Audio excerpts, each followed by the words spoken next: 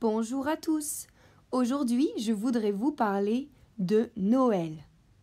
En France, comme dans beaucoup d'autres pays du monde, le 1er décembre marque le début de la période festive.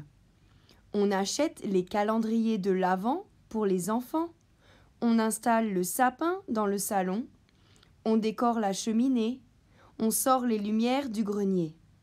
Et soudain, tout le monde est heureux et de bonne humeur. On entend en boucle les chants traditionnels de Noël dans tous les centres commerciaux. On visite les célèbres marchés de Noël où l'on peut trouver des produits locaux et de l'artisanat, tels que des bougies, des savons et des décorations en tout genre. Alors que l'on se promène entre les stands, on peut sentir l'odeur de la cannelle et du vin chaud.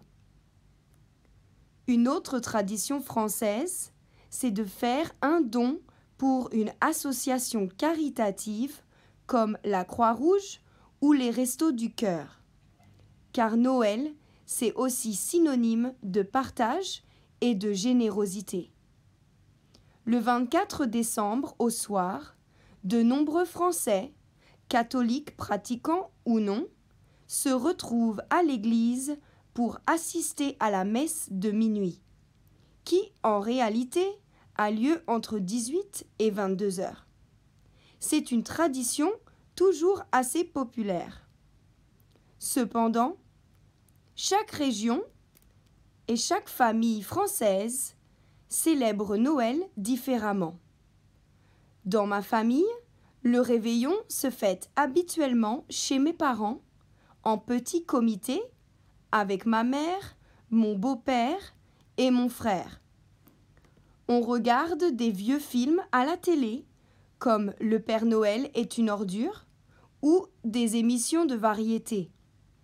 On rit beaucoup, et c'est un moment de détente et de convivialité.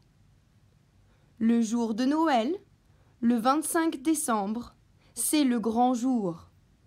Toute la famille se rassemble pour un repas interminable. C'est un véritable marathon gastronomique. Chez moi, en Bourgogne, on commence d'abord par l'apéritif et ses amuse-bouches, avant de continuer avec une large variété d'entrées. Il y a des escargots, du foie gras, du saumon fumé, des huîtres. Après tout ça, on sert le plat principal, composé de viande, dinde, canard, rôti de porc ou de bœuf, avec une sauce au poivre ou aux champignons, et en accompagnement, des pommes de terre et des légumes. Puis, en fin d'après-midi, c'est l'heure du plateau de fromage et finalement du dessert, la bûche de Noël. On prend au moins 3 kilos en 2 jours. Mais tant pis, on se mettra ou remettra au régime et au sport en janvier. Le 25 décembre, on déballe aussi les cadeaux. En général, les adultes s'offrent des parfums, des livres, des bijoux, des albums photos, des bons d'achat ou une machine à pain.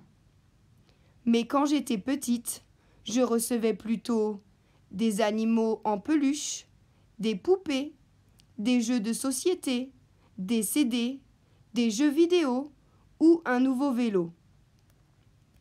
Ce qui est dommage, c'est que, maintenant que j'habite à l'étranger, je ne passe plus souvent Noël avec ma famille. Ça me rend triste, car il me manque beaucoup.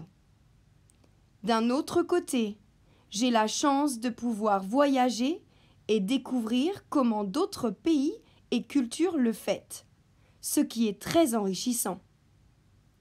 En Asie, par exemple, en Thaïlande, au Japon ou au Sri Lanka, les gens ne font rien de spécial pour Noël.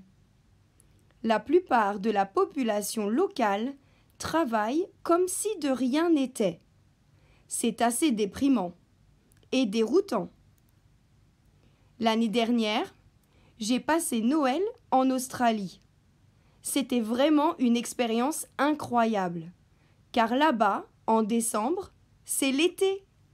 Donc, le jour de Noël, il faisait plus de 30 degrés et on a fait un barbecue sur la plage. On a joué au beach volley et on s'est baigné dans la mer. Cette année, je vais passer Noël à Dubaï, aux Émirats arabes unis. C'est une région majoritairement musulmane, mais avec une large population d'expatriés du monde entier. Alors j'ai hâte de voir comment on célèbre Noël dans le désert. Voilà, au revoir et joyeux Noël.